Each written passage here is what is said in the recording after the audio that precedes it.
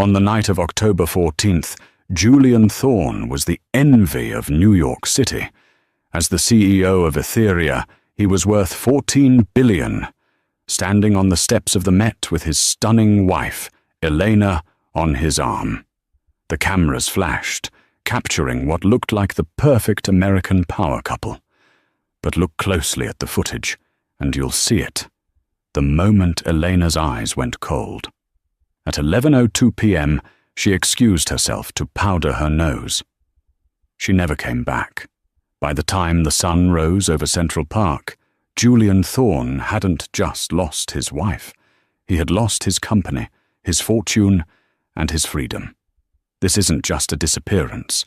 It's a masterclass in revenge. The air inside the Metropolitan Museum of Art was thick with the scent of expensive perfume and the distinct metallic tang of old money. It was the annual Obsidian Gala, the most exclusive event on the Manhattan social calendar. A single ticket cost $75,000, but for men like Julian Thorne, cost was an abstract concept. Julian stood near the Temple of Dender, swirling a glass of 1959 Dom Perignon. He was 42, with the jawline of a movie star and the cold, calculating eyes of a shark. He was the founder of Etheria, a data mining conglomerate that had recently secured a defense contract with the Pentagon worth billions. He was, by all accounts, the king of the city. Standing beside him was Elena. In a room full of peacocks, she was a swan, silent, graceful, and dressed in a vintage black velvet gown that seemed to absorb the light around her. She was wearing the Thorne diamond, a 40-carat yellow diamond necklace that Julian had bought at Christie's the year prior for $12 million. It was a collar, really. A very expensive collar. "Smile, darling," Julian whispered, his voice low and devoid of affection, though his face maintained a practiced grin for the photographer from Vanity Fair. "The senator is looking over here. Don't look so vacant." Elena blinked. It was the only sign she had heard him. "I have a headache, Julian. The lights are intense tonight." "It's a gala, Elena. The lights are the point," he snapped quietly, gripping her elbow just tight enough to be uncomfortable, but loose enough to leave no bruise. "Just get through the speech. Then you can go home and pop a Xanax." This was the dynamic of the Thorne marriage. To the public, they were a fairy tale. Elena was the charity darling, the woman who sat on the boards of hospitals and libraries. Julian was the titan of industry. Behind the heavy oak doors of their triplex penthouse on 57th Street, however, the reality was starkly different. Elena was a prop, a beautiful object Julian curated, much like the art on the walls. At 10:45 p.m., the chiming of a glass signaled the start of the speeches. Julian was set to announce a new philanthropic initiative, a tax write-off disguised as charity. He stepped onto the podium, the spotlight hitting him. He loved this, the adoration, the power. Elena stood in the shadows of the Egyptian wing.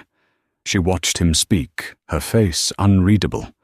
A waiter passed by with a tray of empty flutes. She caught his eye. It wasn't a flirtatious look.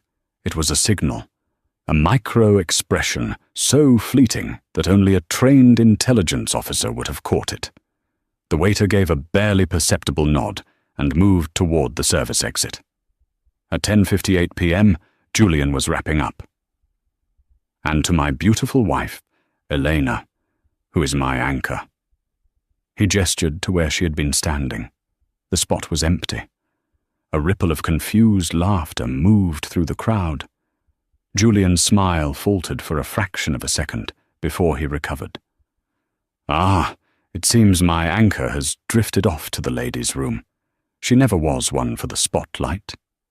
The crowd laughed. Julian stepped down, shaking hands, accepting praise. But a knot of irritation tightened in his stomach. Elena knew the drill. She was supposed to be there for the applause. It was part of the contract, unspoken but understood. At 11:15 p.m., Julian checked his watch. It was a Patek Philippe Grandmaster chime, one of only 7 in the world. 15 minutes. That was too long. He signaled to his head of security, a massive former Navy SEAL named Marcus Cole. "Go find her," Julian murmured, sipping his champagne. "Tell her if she's sick, we'll leave, but she needs to come out now." Cole nodded and spoke into his wrist mic. 10 minutes later, Cole returned. His face, usually a mask of stoic professionalism, was pale. "Mr. Thorne," Cole whispered, leaning in close. "She's not in the ladies' room. Check the terrace. She probably went for a smoke. We checked the terrace. We checked the exits. We checked the CCTV, sir." Julian turned, his eyes narrowing. "And?" "The cameras in the East Wing. They looped, sir, from 10:55 p.m. to 11:05 p.m. Just 10 minutes of static footage." Julian felt a cold drop of sweat slide down his spine. Etheria specialized in surveillance. His home was a fortress. His life was monitored for the cameras at the Met during the highest security event of the year. To loop? That wasn't a glitch. That was a professional job. "Get the car," Julian hissed, abandoning his glass on a priceless ancient sandstone plinth. "Now."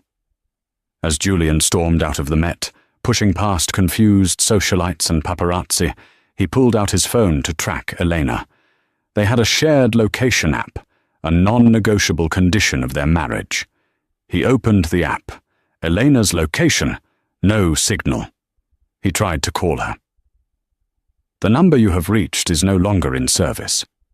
Not turned off, not out of range, no longer in service. Julian sat in the back of his armored Maybach, his thumbs flying across the screen. He wasn't worried about her safety yet. He was worried about the optics. If she had been kidnapped, the stock price would wobble. If she had left him... No, that was impossible. She had no money. He controlled her accounts. He controlled her passport. She didn't even have the code to the front door of their apartment.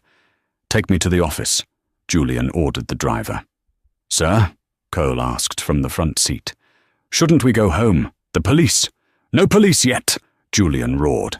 "If this gets out, the board will panic. Take me to the server room. I need to track her car's GPS manually." The Maybach tore down Fifth Avenue. The city lights blurred outside the window, a streak of gold and red. Julian Thorne didn't know it yet, but the Gala was the last time he would ever be a free man. The woman he called his wife had just initiated a sequence of events that had been 5 years in the making. Elena wasn't missing. She was simply executing the program. The headquarters of Etheria Systems was a 60-story monolith of black glass in the financial district. It was designed to look intimidating, a physical manifestation of the data it held. Julian marched through the lobby at 11:55 p.m., his security detail trailing him. The night shift guards jumped to attention, surprised to see the CEO still in his tuxedo, looking disheveled and frantic. "Unlock the master terminal," Julian barked as he entered his office on the top floor. His personal assistant, a young woman named Sarah who seemed to live at her desk, looked up in terror. "Mr. Thorne, is everything okay?" "Just do it, Sarah." He pushed past her and sat at his massive obsidian desk. He needed to access the God's Eye protocol. It was a piece of software Etheria had developed for government use. It could piggyback on traffic cameras, ATM cameras, and private security feeds to track a face anywhere in the city. It was illegal for private use, but Julian used it whenever he pleased. He typed in his biometric key. Access denied. Julian froze. He retyped it. Access denied. Biosignature mismatch. What the hell? He slammed his hand on the desk. "Sarah, why am I locked out of my own system?" Sarah rushed in, typing on her tablet. I don't know, sir. The system says your credentials were revoked. Revoked? By whom? I am the majority shareholder. By the administrator, Sarah stammered, looking at the logs. I am the administrator, Julian screamed. Not anymore, a voice said from the doorway. Julian spun around. It wasn't Eleanor. It was his CFO, Arthur Pym. Pym was a small, nervous man who usually sweated through his suits. Tonight, however, he looked strangely calm. He was holding a file folder. Arthur, fix this, Julian commanded. Someone hacked the system. I need to find Eleanor. Eleanor isn't lost, Julian, Arthur said softly. He walked into the room and placed the folder on the desk. She's merely unavailable. Julian stared at him. The silence in the room was heavy, suffocating. What did you just say? She came to see me, Julian, 3 months ago. Julian laughed, a harsh, incredulous sound. Elena? Elena can barely balance a checkbook. What did she come to see you for? Charity donations? No, Arthur corrected.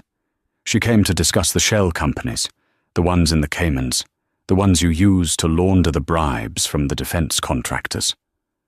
The blood drained from Julian's face. You're fired. Get out. I'll have you killed. You can't fire me, Arthur said, checking his watch. It was midnight. Because as of 12:07 a.m., Etheria Systems has filed for emergency Chapter 11 bankruptcy protection. What? Julian stood up, knocking his chair over. We have $4 billion in liquid cash. Arthur shook his head. We had $4 billion. At 11:15 p.m., right around the time your wife disappeared, a series of automated transfers were authorized. They utilized the override codes that only you possess. I didn't authorize anything. No, Arthur agreed, but the system thinks you did. The biometrics matched. The retinal scan matched. The voice print matched. Julian's mind raced. How? How could she? The contact lenses. 2 weeks ago, Elena had surprised him with a gift. New smart glasses for his work. She had insisted he try them on, calibrate them. She must have recorded his retinal data. And the voice? She recorded him constantly, claiming she wanted to save memories. Where is the money, Arthur? Julian whispered. Gone, Arthur said. Dispersed into 4,000 micro-accounts across 3 continents. It's untraceable. But that's not the worst part. Arthur opened the folder. Inside were photos. Photos of Julian meeting with sanctioned foreign officials. Photos of Julian with underage girls on a yacht in the Mediterranean. Photos Julian thought he had destroyed years ago. Elena didn't just take the money, Arthur said, his voice trembling slightly now, realizing the magnitude of what he had helped do. She took the black ledger, the encrypted drive you kept in the safe at the penthouse. The safe requires a thumbprint, Julian said, his voice barely audible. Yes, Arthur said. Did you ever wonder why she held your hand so tightly during movies? Or why she was so obsessed with that molding clay hobby last month? Julian collapsed onto the sofa. The magnitude of the betrayal was physical. It felt like a blow to the chest. Why are you telling me this? Julian asked. You're an accomplice. You'll go to jail too. No, Arthur said. I turned state's witness yesterday. Immunity. In exchange for my testimony against you. Sirens began to wail in the distance, getting louder. Red and blue lights flashed against the glass walls of the office, reflecting off the night sky. She left you something, Arthur said, pointing to Julian's computer. Check your personal email. She said the password is the date you killed her brother. Julian froze. He scrambled to the keyboard. He typed in a date, 09/12/2018. The screen unlocked. A single video file sat in the inbox. The subject line read, Checkmate. Julian clicked play. The video showed Eleanor. She wasn't wearing the designer gown or the diamonds. She was wearing a simple hoodie, sitting in what looked like a cheap motel room.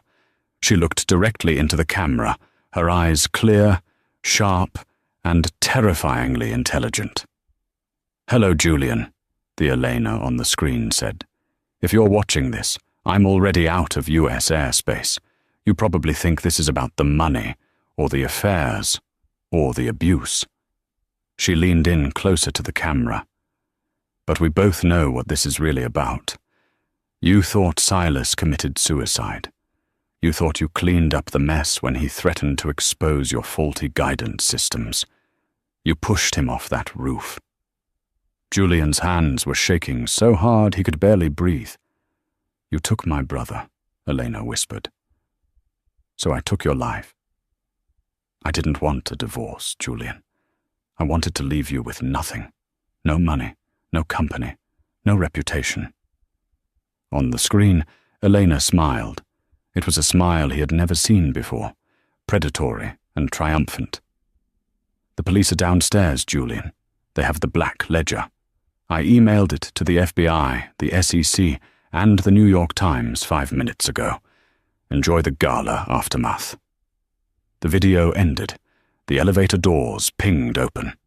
Detective Marcus Sterling walked in, flanked by 4 uniformed officers and 2 agents in FBI windbreakers. Sterling was a man who looked like he had seen too much darkness, and right now he was looking at Julian like he was a stain on the floor.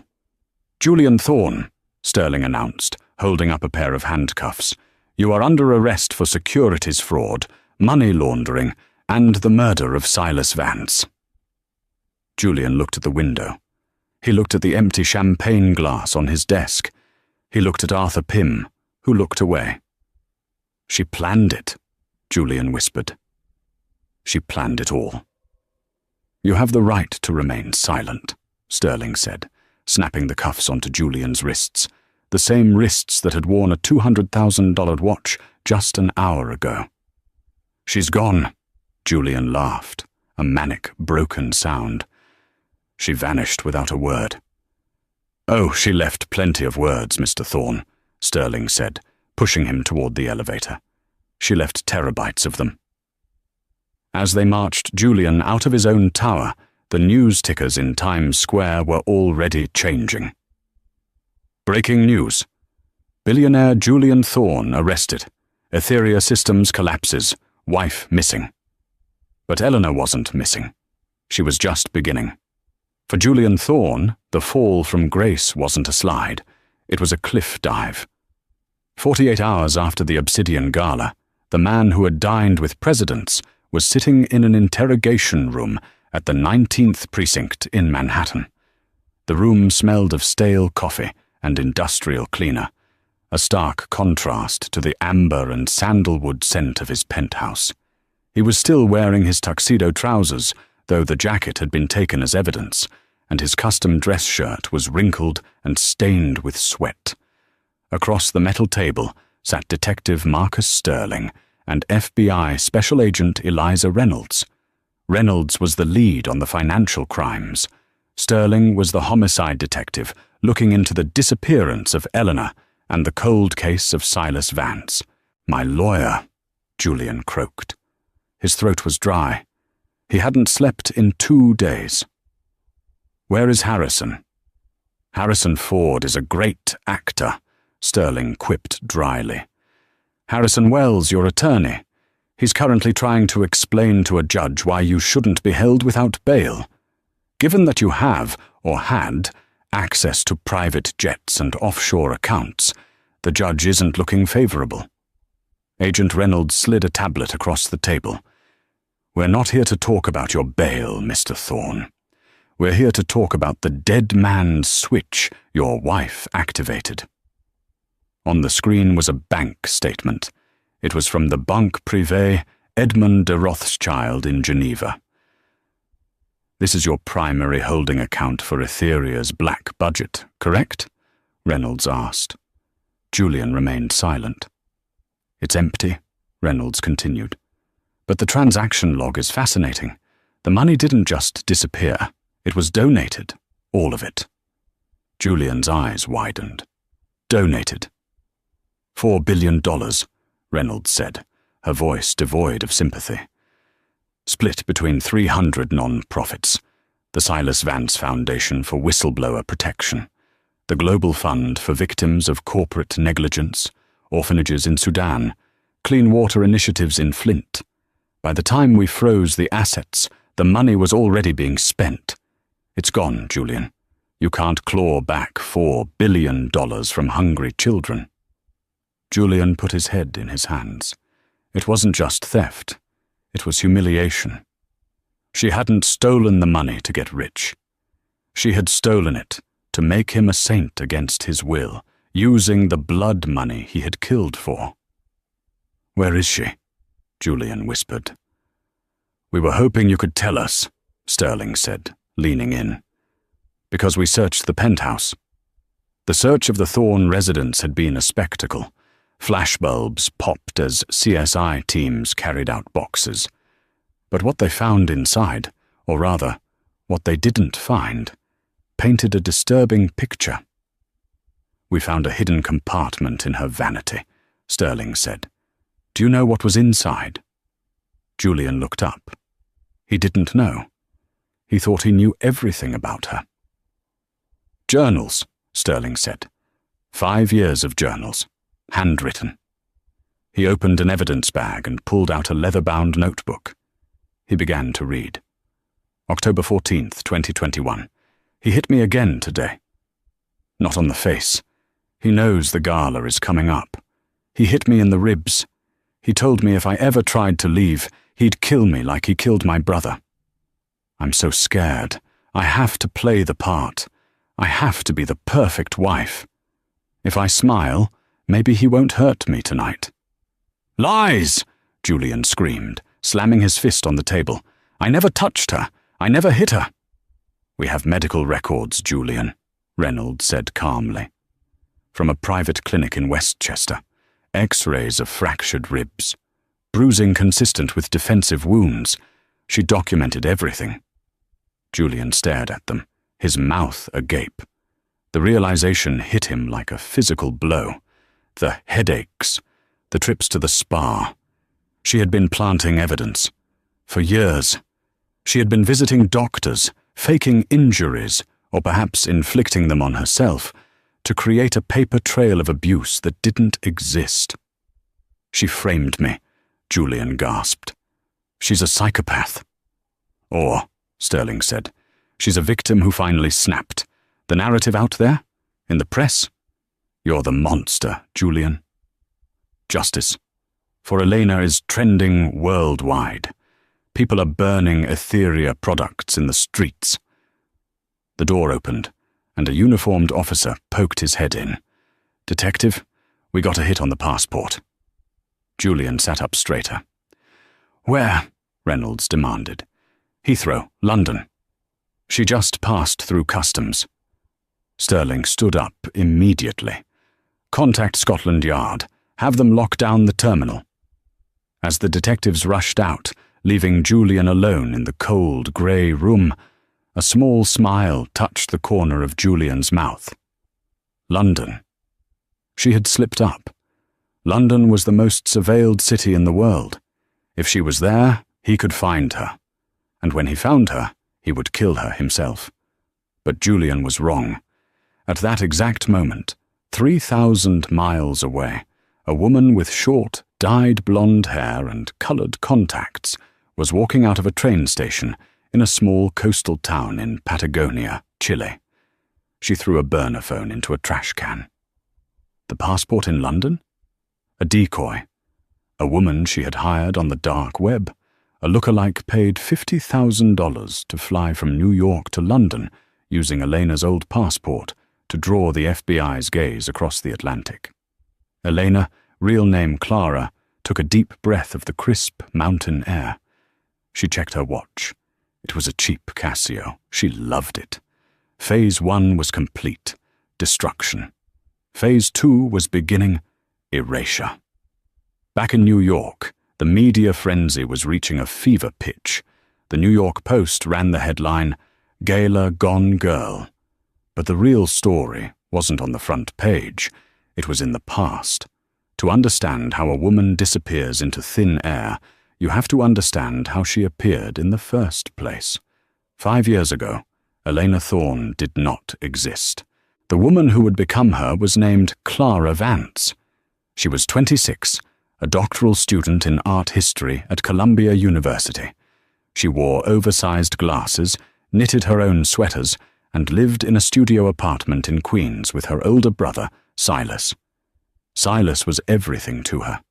Their parents had died when Clara was 10, and Silas had raised her. He was a brilliant coder, a prodigy who had been headhunted by Etheria Systems to work on their new guidance chips. Then came the night of September 12th. Clara came home to find the apartment door unlocked. Silas was gone. His laptop was gone. 3 hours later, the police knocked. They found Silas's body on the pavement below the Etheria headquarters. Ruled a suicide. Workplace stress, the coroner said. Clara knew it was a lie. 2 days prior, Silas had told her, "I found something, Clara. The chips. They're failing the safety tests. But Julian Thorne is shipping them anyway. He's bribing the inspectors. If these go into planes, people will die. I'm going to confront him." Clara tried to go to the police. She was laughed out of the precinct. Etheria's lawyers descended on her with NDAs and cease and desist orders. They buried her in legal threats until she was too broke to fight. She stood at Silas's grave on a rainy Tuesday. There was no one else there. Just her and the wet earth. "I won't sue them, Silas," she whispered to the headstone. "A lawsuit is a transaction. I don't want their money. I want their life." That day, Clara Vance died. She spent the insurance money not on rent, but on a transformation. She dropped out of Columbia. She moved to a grim apartment in New Jersey where no one knew her. She began to study Julian Thorne like a thesis project. She watched every interview he had ever given. She analyzed his gaze. He liked women who were elegant, but submissive. Women who were cultured, but not louder than him. He had a weakness for classical music and the Renaissance period. He hated desperate women. He wanted a challenge, but a conquerable one. She spent 6 months changing her physical appearance. She starved herself to lose 20 pounds, achieving the heroin-chic look Julian favored. She dyed her hair from a mousy brown to a striking raven black. She took voice lessons to lower her pitch, smoothing out her Queen's accent into a transatlantic lilt that suggested boarding schools in Switzerland. She changed her name legally to Elena Vesper. She forged a background, orphaned daughter of a minor French diplomat, educated in Europe, working as a freelance art consultant. It was vague enough to be hard to check, but specific enough to sound elite.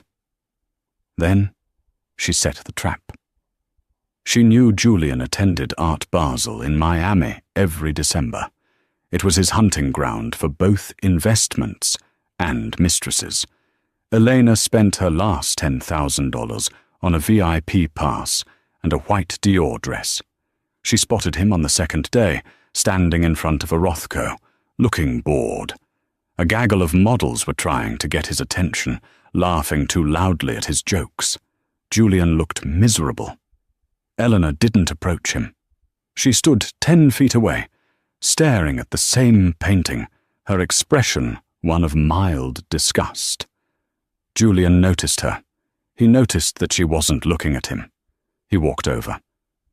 "You don't like the Rothko?" Elena didn't turn to face him immediately.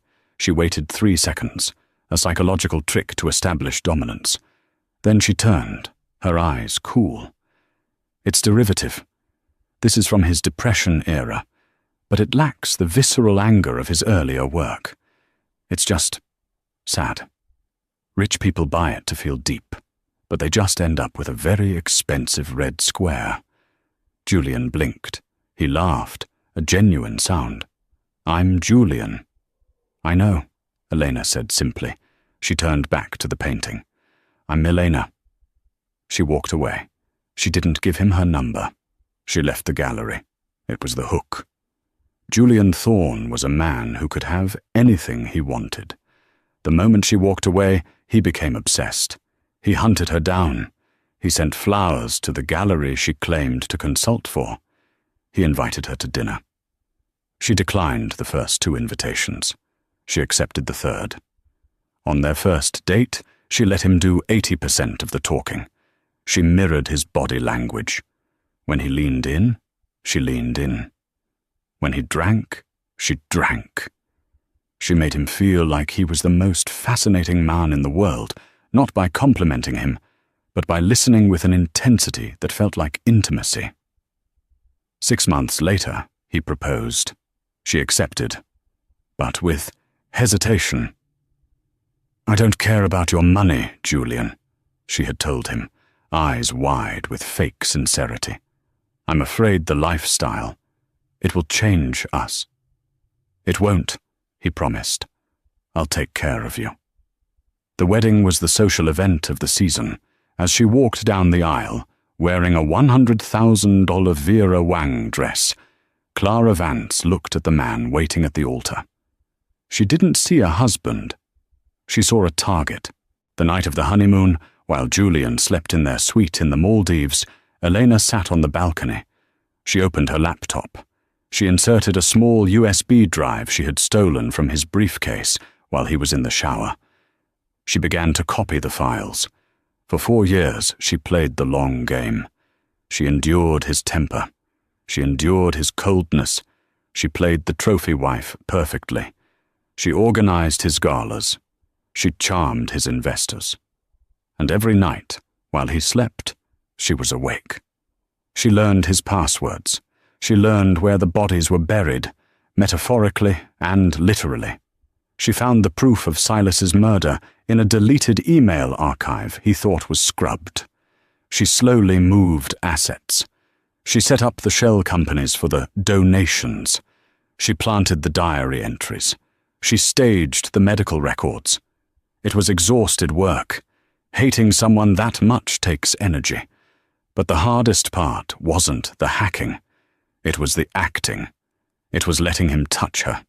It was saying, "I love you," to the man who killed her brother. But she did it. She did it for Silas. And now, 5 years later, sitting in that cabin in Patagonia, Elena Vesper was dead. Clara Vance was dead. She looked in the mirror of the cabin. She took a pair of scissors and began to cut the blonde wig. "Now," she whispered to her reflection, "who shall I be next?" She picked up a map of the world. Julian was in jail, but the system was corrupt. He might get out. He had powerful friends. If he got out, he would come for her. She was counting on it, because she hadn't just stolen his money.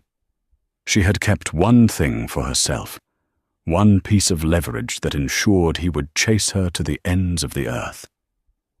She reached into her bag and pulled out a small, velvet pouch. Inside was the Thorne diamond, the 40-carat yellow diamond she had worn to the gala. It wasn't just a necklace. On the back of the setting, laser inscribed in microscopic text, were the launch codes for Etheria's government defense satellites. She held the diamond up to the light. It fractured the sun into 1,000 rainbows. "Come and find me, darling," she said. The Metropolitan Correctional Center, MCC, in Lower Manhattan, is often described as Guantanamo North. For Julian Thorne, who was used to 1,000-thread-count sheets and chefs who specialized in molecular gastronomy, the 6x8 concrete cell was less a room and more a tomb. It had been 1 week since his arrest. The media storm outside was relentless. Every news channel was running 24/7 coverage of the fall of the House of Thorne. But inside the MCC, Julian was dealing with a different kind of pressure. At 10:10 a.m., the heavy steel door buzzed open. Legal visit, the guard grunted. Julian was shackled and marched down a sterile hallway to a small, soundproofed room. He expected to see Harrison Wells, his frantic attorney who was currently drowning in discovery paperwork. Instead, sitting at the metal table was a man Julian hadn't seen in 3 years. Senator Elias Corvus did not look like he belonged in a prison. He was wearing a bespoke charcoal suit, and his silver hair was coiffed to perfection. Corvus was the chairman of the Senate Intelligence Committee. He was also the silent partner who had ensured Etheria won the Pentagon contracts. Julian sat down, the chains rattling. "You shouldn't be here, Elias. It's bad optics." "Optics are the least of my concerns, Julian," Corvus said, his voice smooth and cold as liquid nitrogen. "Do you know what happened this morning? The Pentagon suspended the Etheria contract. The stock is trading at 40 cents. You are toxic." "I can fix it," Julian said, leaning forward. "I just need bail. I need to get to my servers." "There is no fixing this," Corvus interrupted. "The board met last night. We are cutting you loose.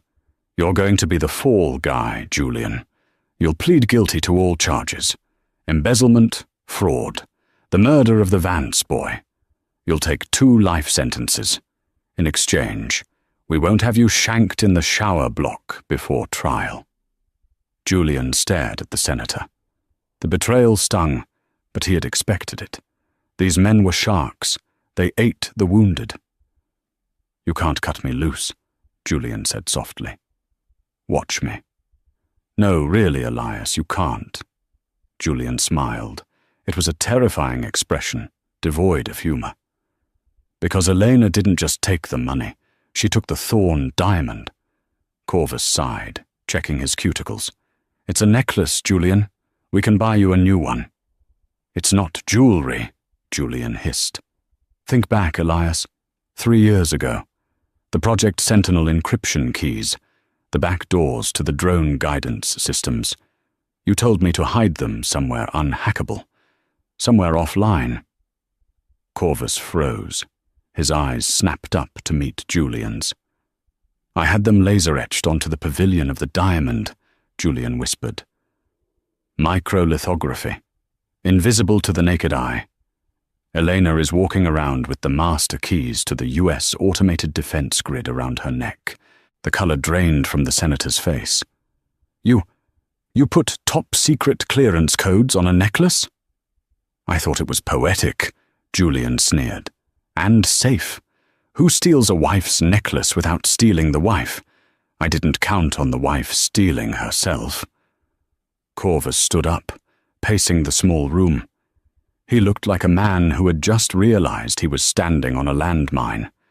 If those codes got out, if Elena sold them to the Chinese, the Russians, or just leaked them to WikiLeaks, it wasn't just jail for Corvus. It was treason. It was the collapse of national security. "Does she know?" Corvus asked. "She's smart," Julian said. "But she's not a tech engineer. She took it for the money. She thinks it's just a 40-carat rock. She'll try to fence it. If she tries to sell it on the black market, she'll be spotted." "Exactly," Julian said. "But the FBI is incompetent. They want her for fraud.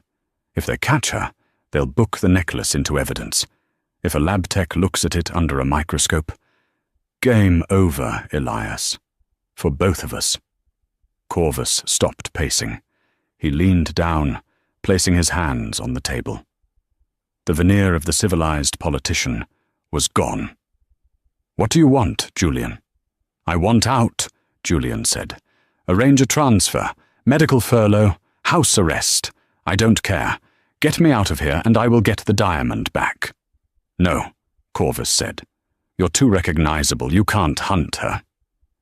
"Then who?" Corvus pulled a burner phone from his pocket. He dialed a number and let it ring once before hanging up. "There is a man," Corvus said. "We used him in Benghazi. He doesn't have a name, but the file calls him Kane. He's a tracker. If she's on this planet, he will find her." And when he finds her? He retrieves the asset, Corvus said, buttoning his jacket. And he ties up the loose end. No, Julian said instinctively. I want her alive. I want to look her in the eye when I take everything back. Corvus looked at Julian with pity. You still love her. That's pathetic. She destroyed you, Julian. Kane has his orders. Recover the diamond. Eliminate the threat. Corvus knocked on the door for the guard. As he left, he didn't look back. Julian sat alone in the silence. He had just signed his wife's death warrant. He told himself it was necessary.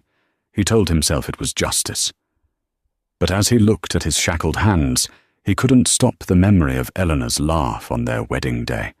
The one day he thought she might have actually loved him. The shark tank had just released a great white, and it was heading for Elena. Valparaiso, Chile, is a city of chaos and color. Houses painted in neon pinks and blues cling to the steep hillsides, and the funicular elevators groan as they haul tourists up and down the slopes. It is a place where it is easy to get lost. Elena, now going by the name Sophia, sat at a corner table in a crowded cafe, sipping strong coffee. She was wearing oversized sunglasses and a scarf wrapped around her head. To the casual observer, she was just another backpacker. But under the table her leg was bouncing nervously. She had felt it for 2 days, a prickle on the back of her neck, the sensation of being watched. She had followed all her own rules. She paid in cash. She never stayed in the same hostel for more than 2 nights. She didn't use phones or internet cafes. She was a ghost. But someone was close. She glanced across the street. A man was standing by a fruit stand. He was tall, wearing a faded denim jacket and a baseball cap. He was buying an apple, but his body was angled toward her. He wasn't looking at the fruit. He was looking at her reflection in the shop window. Elena's heart hammered against her ribs. Police? No. Police came in pairs. They fidgeted. This man was perfectly still. Mercenary. Julian had found her, or rather, Julian's money had found her. She stood up, leaving a crumpled bill on the table, and walked briskly toward the Ascensor Artilleria, one of the old wooden elevators that connected the lower city to the hilltops. She needed to get to high ground. She paid the fare and squeezed into the wooden carriage. As the doors began to close, she saw the man in the denim jacket walking toward the entrance. He wasn't running. He was walking with a terrifying, measured pace. He knew he had her cornered. The elevator jolted and began to ascend. Elena looked out over the harbor, the shipping containers stacked like Lego bricks below. She reached into her bag and gripped the handle of a ceramic knife she had bought at a market. Metal detectors couldn't find it, but it was sharp enough to slice through steak or an artery. The elevator reached the top. Elena burst out, blending into a tour group of elderly Germans. She wove through the colorful alleyways of the Paseo 21 de Mayo. She turned a corner into a narrow alleyway, known for its street art. It was empty. Bad move. She spun around to backtrack, but he was there. The man stood at the entrance of the alley. Up close, he was older than she thought. His face was a map of scars, and his eyes were dead. This was Kane. "Mrs. Thorne," he said. His voice was gravel. "You're hard to find." Elena backed away. "I don't have the money. I donated it." "I don't care about the money," Kane said, taking a step forward. He produced a pistol with a suppressor. It looked huge in his hand. "The senator wants the necklace."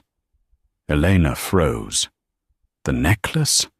Why would they send a hitman for a necklace? It was insured. Julian had millions in jewelry. Why chase her to the end of the world for the yellow diamond? Unless... Her mind flashed back to the Gala, to Julian's obsession with the piece. "Never take it off, Elena. It's our insurance policy."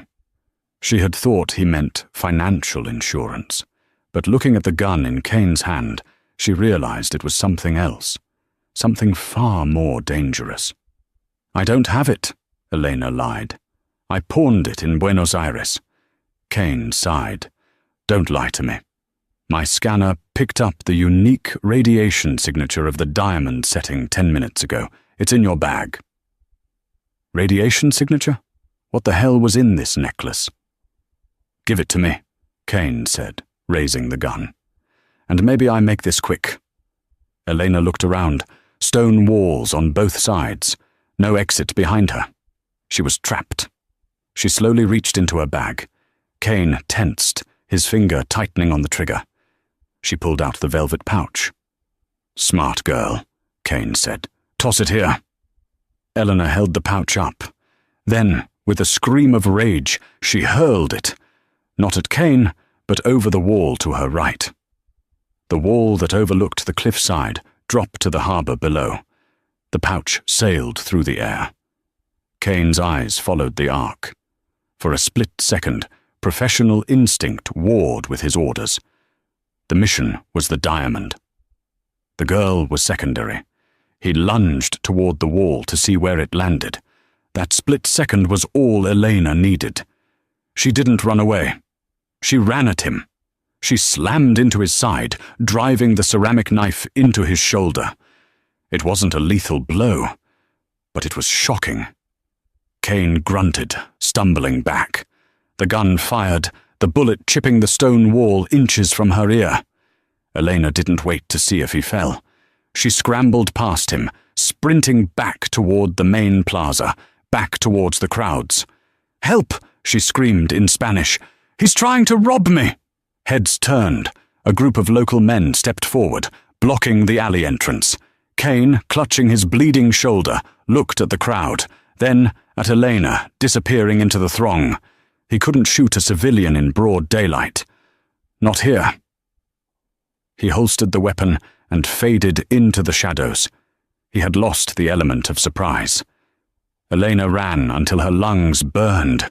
She didn't stop until she was inside a busy bus terminal.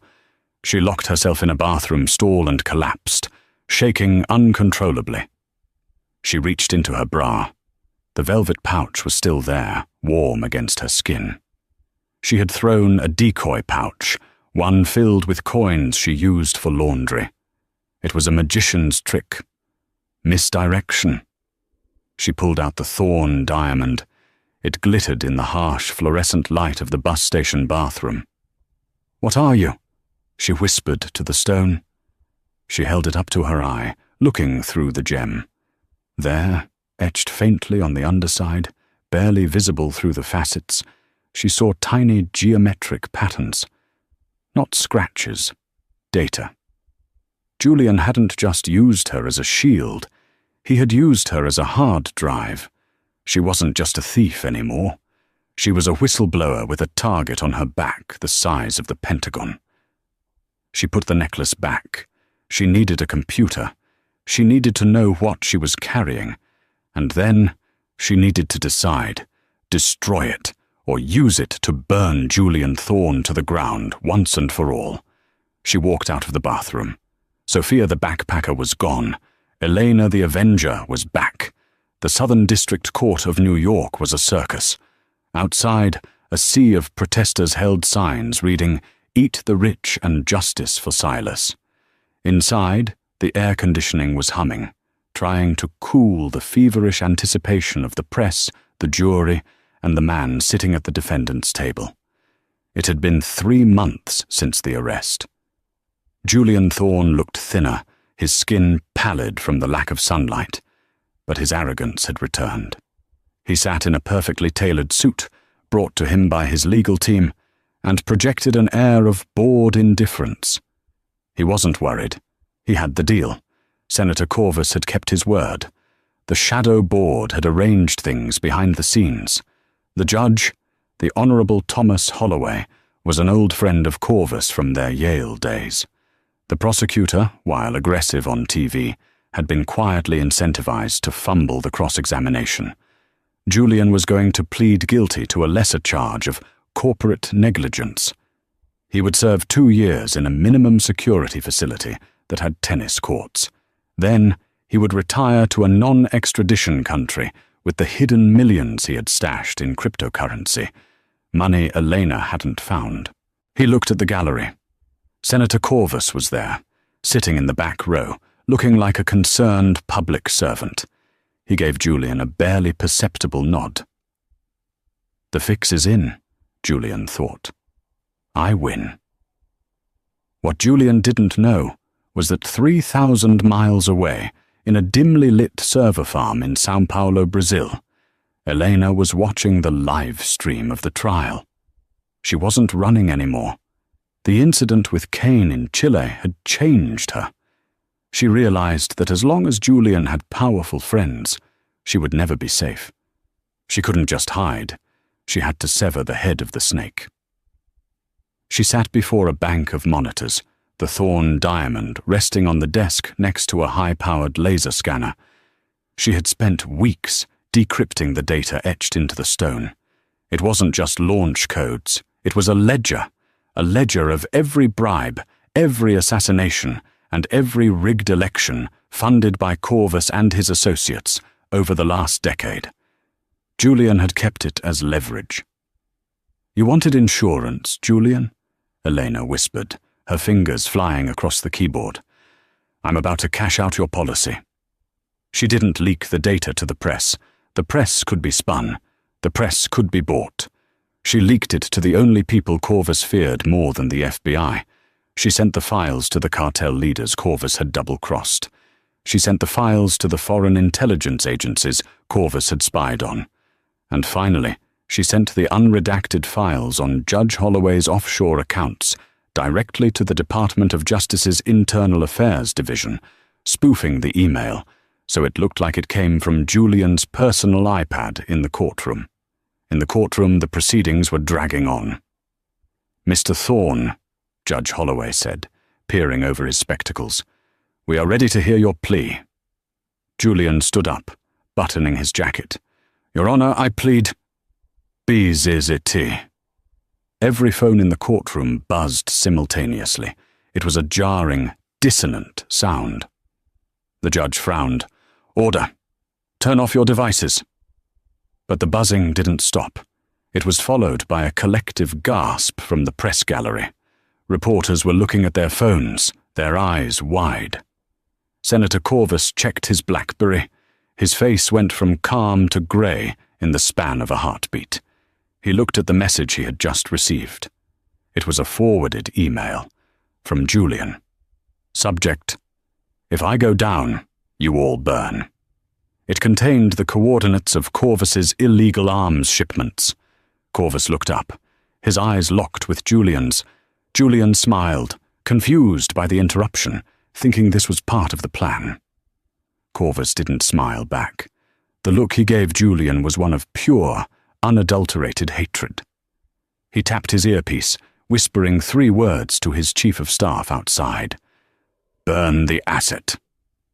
At the same time, a clerk rushed up to the bench and handed Judge Holloway a note. The judge read it. His hands began to shake. The DOJ had just flagged his accounts. He had been compromised, and the email signature said it was Julian Thorn who had leaked it. The atmosphere in the room shifted instantly. The temperature seemed to drop 10 degrees.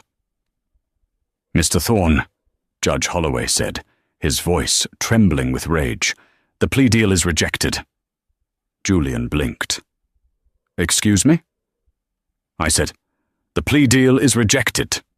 Holloway slammed his gavel so hard the wood splintered. "In light of new evidence regarding the extent of your criminal enterprise, this court finds you a flight risk and a danger to national security."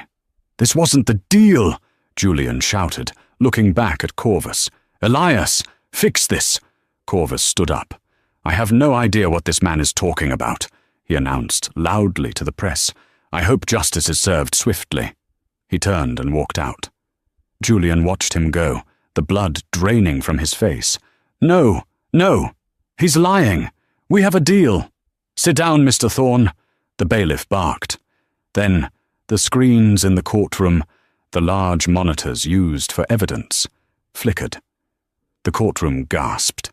The official seal of the court was replaced by a live video feed. It was Eleanor. She was sitting in shadow, her voice modulated, but her face was visible. She looked directly into the camera. "Hello, Julian," she said. Her voice boomed through the courtroom speakers. "Elena!" Julian screamed, lunging toward the screen.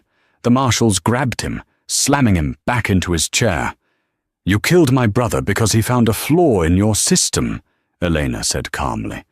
"You thought you were untouchable because you owned the people who make the laws, but you made a mistake. You wrote down your sins."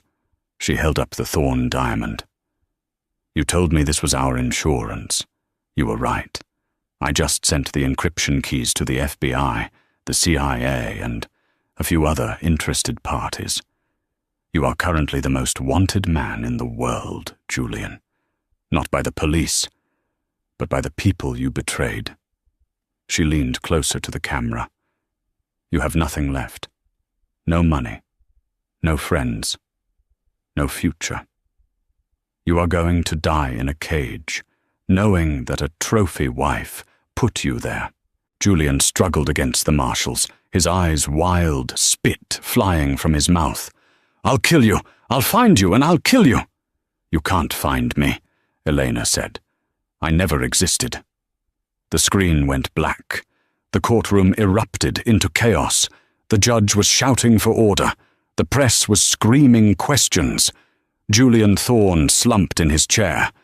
He looked at the empty doorway where Corvus had left. He realized, with a terrifying clarity, what had just happened. Elena hadn't just framed him. She had turned his allies into his executioners. He wasn't going to a country club prison. He was going to a hole in the ground, and he would be lucky if he survived the night. 6 months later, ADX Florence is the highest security prison in the United States. It houses terrorists, spies, and gang leaders. In cell block H, Julian Thorn sat on a concrete slab. He had aged 20 years. His hair was white. He had not spoken a word since the sentencing. He was serving 3 consecutive life sentences without the possibility of parole. He spent his days staring at the wall, replaying the Gala in his mind. The moment he looked away, the moment she vanished, the slot in his door slid open. A guard pushed a plastic tray through. "Mail call," the guard grunted. "Although I don't know who'd write to a rat like you." Julian didn't move. "It's postmarked from nowhere," the guard muttered, tossing a small envelope onto the floor. Julian waited for the guard's footsteps to fade. He slowly stood up and picked up the envelope. It was heavy.